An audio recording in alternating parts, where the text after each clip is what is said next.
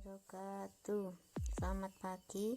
Kita berjumpa lagi dalam pelajaran seni budaya bab menggambar ragam hias. Nah, untuk yang pertama kita mempelajari dulu ragam hias atau biasa kita sebut motif, yaitu bentuk dasar yang umumnya diulang-ulang menjadi pola dalam suatu karya atau kerajinan dalam kesenian.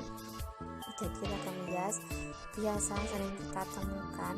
Ragam hias sendiri itu merupakan ciri asli bangsa Indonesia. Jadi sering kita temukan di batik, tenun, songket, pahatan, ukiran, di relief dan lain sebagainya.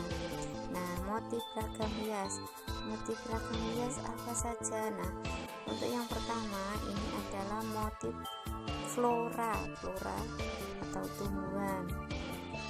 Jadi motif flora ini gambarnya berupa gambar tumbuhan, baik itu bunga, daun, batang, akar, buah dan lain sebagainya.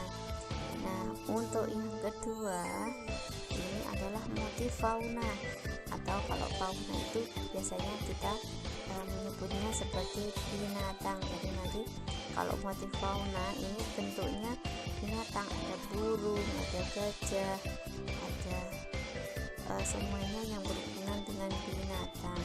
Yang dasarnya yang ketiga ini figuratif. Nah, untuk figuratif ini bentuk dasarnya berupa gambar manusia. Jadi gambar manusia dan pelengkapnya bisa dikasih bunga, kasih daun, yang penting dasarnya manusia. Nah, yang ketiga yang terakhir ini adalah ragam hias geometris. Ini disusun dari gambar-gambar geometri, yaitu segitiga, segi empat dan lain sebagainya.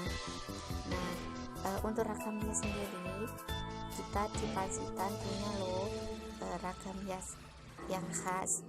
Apa kalian tahu enggak? Nah, yang ada di kota kita yaitu batik Pace. Nah, sejarahnya Pace ini sangat identik dengan sejarah Pacitan. Jadi kenapa dinamakan batik Pace? Itu karena motifnya itu berupa gambar pace atau gambar mengkudu. Jadi gambarnya ada gambar mengkudu. Jadi untuk batik Pace itu ya. Nah, untuk nanti untuk sejarahnya kalian bisa baca sendiri di sini sambil kalian pelan-pelan kalian bisa membaca. Nah, terus batik Pace sendiri itu pusatnya ada di Kecamatan Ngadirojo di Kabupaten Pacitan ya. Nanti kalau yang ada di Pacitan pusatnya di sana. Terus macam-macam batiknya. Nah, macamnya juga ada banyak itu. Yang pertama ini.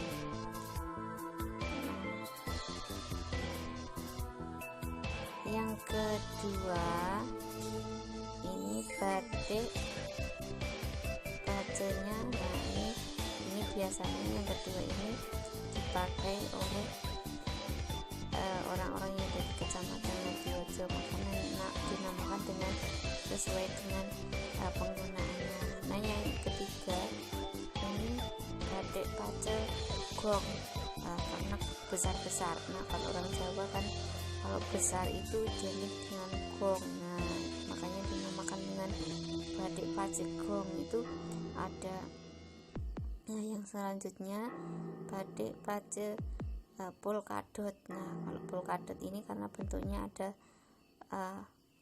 lingkaran-lingkaran. Nah, di lingkaran itu ada gambarnya pace. Terus yang terakhir ada batik Pace galaran. Nah, kalau Pace galaran ini berselang-seling antara daun, buah dan bunganya itu digambarnya berselang-seling, bukan seperti yang lain jadi diselang-seling. Nah, untuk kalian tugasnya ini menggambar batik Pace ya, terserah mau ambil motif yang mana, yang penting kalian menggambar batik Pace.